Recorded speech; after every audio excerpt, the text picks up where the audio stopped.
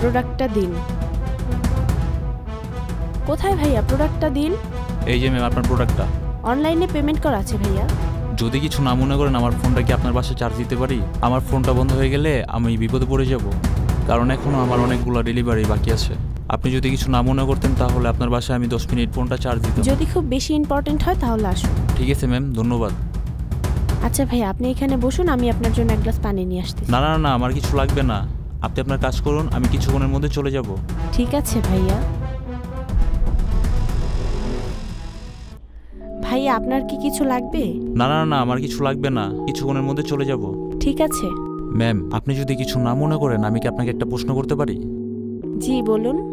এই যে আপনার শরীরে মারের দাগ, ব্যান্ডেজ, এগুলা কিভাবে?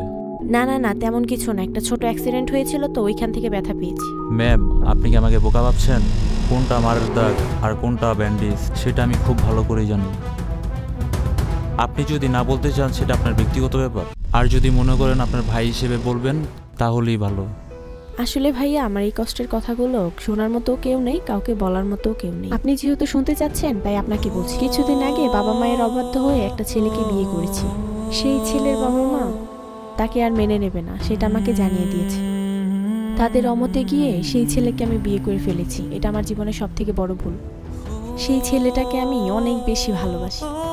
আমার একটা ভাই ছিল, সেই ভাইটা আমাকে অনেক বেশি ভালোবাসতো, অনেক সাপোর্ট করতো। আমার ভাইও আমাকে অনেক বুঝিয়েছিল যাতে আমি ওই ছেলেটাকে না বিয়ে করি।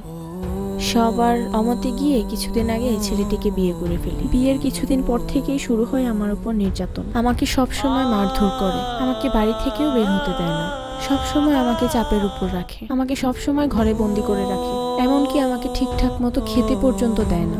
আর ওই প্রত্যেকটা দিন বাহির থেকে মদ গাঁজা খেয়ে এসে আমার উপর অত্যাচার করে। কারণ ও ভালো করেই জানে যে আমার যাওয়ার মতো কোনো জায়গা নেই, কারণ আমার এই দুঃখের কথাগুলো শোনার এবং বলার মতো কেউ নেই, তাই নিরুপায় হয়ে আমাকে এখানেই পড়ে থাকতে হবে। আপনাকে যেভাবে মারধর করেছে আপনি তো চাইলে আপনার পরিবারকে জানাতে পারতেন, তো আপনি এখনো আপনার পরিবারকে কেন জানাননি?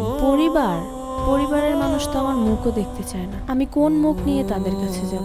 আমার তাদের কাছে যাওয়ার মতো কোনো অবস্থা নেই। তারা আমার জন্য মানুষের কাছে অনেক অপমানিত হয়েছে, আমার জন্য মানুষের কাছে অনেক কথাও শুনেছে। এখন আমি তাদের কাছে কোন মুখে যাব? কিভাবে তাদের কাছে সাহায্য চাইবো আপনিই বলুন। দেখুন ম্যাম, আমি বুঝতে পেরেছি আপনি একটা অনেক বড় ভুল করে ফেলেছেন, কিন্তু তাই বলে আপনি আপনার পরিবারকে এখনো কিছু জানাবেন না?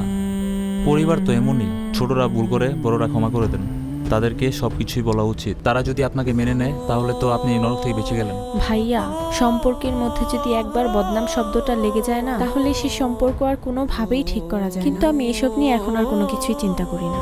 আমার কপালে যা আছে তাই হবে। আপনি একটু আগে বলেন না আপনার ভাই আপনাকে অনেক ভালোবাসতো, আর না হলে তো আপনি আপনার ভাইয়ের সাথে যোগাযোগ করতে পারেন, কারণ ভাই বোনের ভালোবাসা তো এমনিতে অন্যরকম। যেখানে আমার বাবা মাও আমাকে সাপোর্ট করে না, সেখানে ভাইয়ার কাছে আশা রাখাটাও বোকামি। তুই কিভাবে চিন্তা করলি তোর ভাই তোর পাশে থাকবে না? ভাইয়া তুমি এখানে? আমি জানতাম না তোর সাথে এইভাবে দেখা হবে। আমি যদি একটাবার জানতে পারতাম তোর এই অবস্থা, আমি কখন এইভাবে বসে থাকতে পারতাম না। আমি সবকিছু ফেলে দিয়ে আমি আমার বোনটাকে বাঁচাতে আসতাম। যদি বাবা মা না মানতো তাহলে আমি সবার বিরুদ্ধে গিয়ে হলেও তোরে বাঁচাতাম। তুই আমার ছোট বোন। ভাইয়া, আমার অনেক বড় ভুল হয়ে গেছে, আমাকে মাফ করে দাও। না না না, ক্ষমা চাইতে হবে না, তোর কিছু করা লাগবে না, বাবা মাকে আমি বুঝাবো।